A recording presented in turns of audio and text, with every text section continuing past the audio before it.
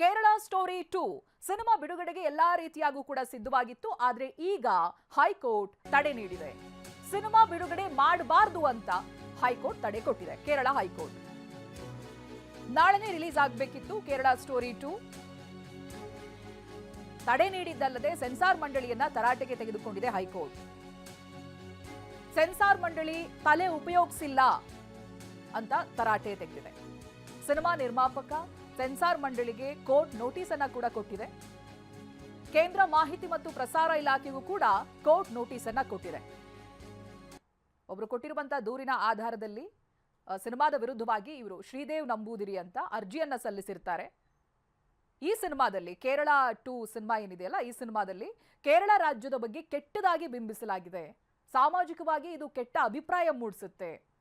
ಅದರ ಜೊತೆಗೆ ಈ ಸಿನಿಮಾದ ಟೈಟಲ್ ಬೇರೆ ಕೇರಳ ಅಂತ ಇದೆಯಲ್ಲ, ಆ ರೀತಿ ಟೈಟಲ್ ಕೊಟ್ಟಿದ್ದು ಕೂಡ ಸರಿಯಲ್ಲ ಅಂತ ಹೇಳಿ ಇದೀಗ ಕೇರಳ ಸ್ಟೋರಿ 2 ವಿರುದ್ಧವಾಗಿ ಶ್ರೀದೇವ್ ನಂಬೂದಿರಿ ಅರ್ಜಿಯನ್ನ ಸಲ್ಲಿಸಿದ್ರು. ಕೇರಳ ಸ್ಟೋರಿ 2 ಸಿನಿಮಾದಲ್ಲಿ ಕೇರಳವನ್ನ ಕೆಟ್ಟದಾಗಿ ಬಿಂಬಿಸಿದ್ದಾರೆ. ಇದರಿಂದಾಗಿ ಕೆಟ್ಟ ಅಭಿಪ್ರಾಯ ಮೂಡುತ್ತೆ ರಾಜ್ಯದ ಬಗ್ಗೆ. ಸಿನಿಮಾ ಟೈಟಲ್ ಕೂಡ ಕೇರಳ ಅಂತ ಇದೆ, ಇದು ಸರಿಯಲ್ಲ ಅನ್ನೋದಾಗಿ ದೂರನ್ನ ಕೊಟ್ಟಿದ್ರು. ಇದೀಗ ಹೈಕೋರ್ಟ್ ಕೇರಳ ಸ್ಟೋರಿ 2 ಸಿನಿಮಾ ಬಿಡುಗಡೆಗೇನೆ ತಡೆಯೊಡ್ಡಿದೆ. ನಾಳೆ ದಿನ ರಿಲೀಸ್ ಆಗಬೇಕಿದ್ದಂತ ಸಿನಿಮಾ ಇದು. ಪ್ರಚಾರದ ಅಬ್ಬರ ಜೋರಾಗಿತ್ತು, ಇದೀಗ ತಡೆಯೊಡ್ಡಿದೆ ಹೈಕೋರ್ಟ್. ಮಾಲ್ತೇಶ್ ಈ ಬಗ್ಗೆ ಮಾಹಿತಿಯನ್ನ ಕೊಡ್ತಾ ಹೋಗ್ತಾರೆ. ಮಾಲ್ತೇಶ್, ಆಫ್ಕೋರ್ಸ್ ಕೇರಳ ಸ್ಟೋರಿ 2 ನಾಳೆ ದಿನ ಬಿಡುಗಡೆ ಆಗಬೇಕಿತ್ತು, ಎಲ್ಲ ಸಿದ್ಧತೆಗಳು ಪ್ರಚಾರ ಇವೆಲ್ಲವೂ ಕೂಡ ನಡೀತಾ ಇತ್ತು. ಬಟ್ ಈಗ ಹೈಕೋರ್ಟ್ ತಡೆ ನೀಡಿದೆ. ಏನೇನು ಕಾರಣಗಳನ್ನ ಕೊಡ್ತಾ ಇದೆ, ಜೊತೆಗೆ ಯಾರ್ಯಾರಿಗೆ ವಾರ್ನ್ ಅಥವಾ ನೋಟಿಸ್ಗಳು ಹೋಗಿದೆ ಅಂತ ಮಾಲ್ತೇಶ್? ಚೈತ್ರ, ನೀವು ಕೇರಳ ಸ್ಟೋರಿ ಮೊದಲ ಭಾಗ ರಿಲೀಸ್ ಆಗಬೇಕಾದಂತಹ ಸಂದರ್ಭವನ್ನ ಕೂಡ ನಾವಿಲ್ಲಿ ನೆನಪಿಸ್ಕೊಳ್ಬಹುದು. ಕೇರಳ ಸ್ಟೋರಿ ಪಾರ್ಟ್ 1 ರಿಲೀಸ್ ಆಗಬೇಕಾಗಿದ್ದಂತಹ ಸಂದರ್ಭದಲ್ಲೂ ಕೂಡ ಇದೇ ರೀತಿಯಾದಂತಹ ಒಂದಷ್ಟು ಗೊಂದಲಗಳು ಎದ್ದಿತ್ತು. ಸೊ ಆ ಸಿನಿಮಾಗೆ ಸಂಬಂಧಪಟ್ಟ ಹಾಗೆ ಆದರ್ಶ್ ಶರ್ಮಾಗೂ ಕೂಡ ಕೆಲವೊಬ್ರು ಥ್ರೆಟ್ ಕೊಡ್ತಿದ್ದಾರೆ, ಮತ್ತೊಂದು ಈ ತರದ್ದೆಲ್ಲ ಸಂದರ್ಭದಲ್ಲಿ ಸುದ್ದಿ ಆಗಿತ್ತು. ಬಟ್ ಅದರಲ್ಲಿ ಆ ಸ್ಟೋರಿ ಲೈನ್ ಇತ್ತಲ್ಲ, ಅದು ಬಹಳ ಕಾಂಟ್ರವರ್ಷಿಯಲ್ ಆಗಿತ್ತು ಕೂಡ. ಅಂದ್ರೆ ಕೆಲ ಹಿಂದೂ ಹೆಣ್ಮಕ್ಕಳನ್ನ ಮೂಲಭೂತವಾದಿ ಮುಸ್ಲಿಮರು ಹೇಗೆ ಅವರನ್ನ ಕನ್ವರ್ಟ್ ಮಾಡುವಂತಹ ನಿಟ್ಟಿನಲ್ಲಿ ಲವ್ ಜಿಹಾದ್ಗೆ ಅವರನ್ನ ಪ್ರೇರೇಪಿಸ್ತಾರೆ, ಈ ರೀತಿಯಾದಂತಹ ಕೆಲ ಆರೋಪಗಳನ್ನ ಮಾಡಿ, ಅಥವಾ ಈ ರೀತಿಯಂತ ಅವರು ಕೆಲ ಟ್ರೂ ಸ್ಟೋರೀಸ್ ಅಂತಾನೆ ಅವರು ಅದನ್ನ ಅಲ್ಲಿ ಉಲ್ಲೇಖ ಮಾಡಿದ್ರು. ಪ್ರೊಡ್ಯೂಸರ್ ಡೈರೆಕ್ಟರ್ ಅದನ್ನೇ ಕೂಡ ಹೇಳ್ಕೊಂಡ್ ಬಂದಿದ್ದು, ಇದು ನೈಜ ಕಥೆಗಳ ಆಧಾರಿತವಾದಂತಹ ಸಿನಿಮಾ ಅಂತ. ಅದು ಬಹಳ ದೊಡ್ಡ ವಿವಾದಕ್ಕೂ ಕೂಡ ಕಾರಣ ಆಗಿತ್ತು. ಅದು ಕೇವಲ ಕೇರಳಕ್ಕೆ ಮಾತ್ರ ಅಲ್ಲ, ಭಾರತದಾದ್ಯಂತನೂ ಕೂಡ ಬಹಳ ಗಮನ ಸೆಳೆದಿದ್ದಂತ ಒಂದು ಕಾಂಟ್ರವರ್ಸಿ ಆಗಿತ್ತು. ಇನ್ಫ್ಯಾಕ್ಟ್ ಗಲ್ಫ್ ಕಂಟ್ರೀಸ್ ಅಲ್ಲೂ ಕೂಡ ಆ ಸಿನಿಮಾ ಬಹಳ ಸುದ್ದಿ ಆಗಿದ್ದು ನಾವು ಅದನ್ನ ನೆನಪಿಸ್ಕೊಳ್ಬಹುದಾಗಿದೆ.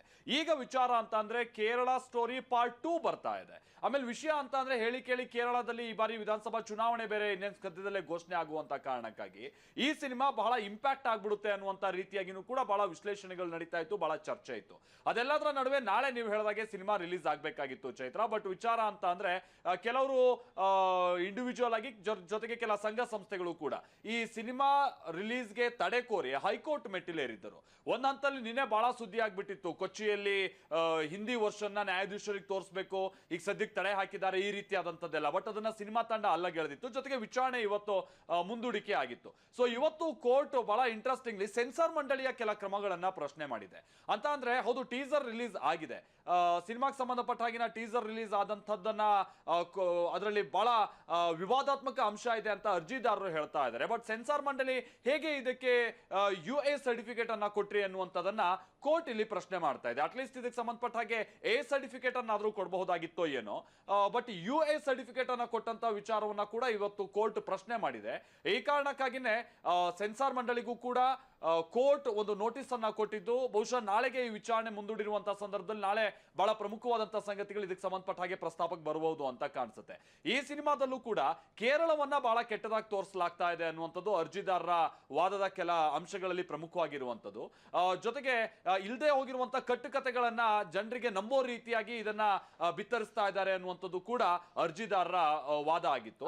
ಬಟ್ ಇಲ್ಲಿ ವಿಚಾರ ಅಂತ ಅಂದ್ರೆ ಎಗೈನ್ ಸಿನಿಮಾಗೆ ಸಂಬಂಧಪಟ್ಟ ಹಾಗೆ ನಾವು ತಂಡ ಏನ್ ಹೇಳ್ತಾ ಇದೆ ಅಂತ ಅಂದ್ರೆ, ನಾವ್ ಯಾವ್ದೋ ಇಲ್ಲಿ ಸುಳ್ಳು ಕಪೋಲ ಕಲ್ಪಿತ ಖಚಿತ ಸಂಗತಿಗಳನ್ನ ಹರಡ್ತಾ ಇಲ್ಲ. ಜೊತೆಗೆ ಸಂವಿಧಾನಕ ಅಂಶಗಳನ್ನ ನಾವು ಗಮನದಲ್ಲಿಟ್ಕೊಂಡೇ ಸಿನಿಮಾವನ್ನ ಮಾಡಿದ್ದೀವಿ. ನಾವು ಯಾರ ವಿರುದ್ಧವಾಗಿನೂ ಕೂಡ ಇಲ್ಲಿ ಏನೋ ಒಂದು ಪರ್ಸನಲ್ ಅಜೆಂಡಾ ಇಟ್ಕೊಂಡು ಸಿನಿಮಾ ಮಾಡಿಲ್ಲ ಅಂತ ಹೇಳ್ತಾರೆ. ಜೊತೆಗೆ ಸಿನಿಮಾ ಏನಾದ್ರು ನೀವು ರಿಲೀಸ್ ಅನ್ನ ಮುಂದೂಡ್ಬಿಟ್ರೆ ಅಥವಾ ಡೇಟ್ ಬದಲಾಯಿಸ್ಬಿಟ್ರೆ ನಮ್ಗೆ ಬಹಳ ನಷ್ಟ ಆಗುತ್ತೆ ಅಂತಾನು ಕೂಡ ಪ್ರೊಡ್ಯೂಸರ್ ವಾದವನ್ನ ಇಟ್ಟಿದ್ರು. ಬಟ್ ಕೋರ್ಟ್ ಆರಂಭಿಕ ಹಂತದಲ್ಲಿ ಅಥವಾ ಪ್ರಾಥಮಿಕ ಹಂತದಲ್ಲಿ ಅದಕ್ಕೆ ಒಪ್ಪಿಲ್ಲ.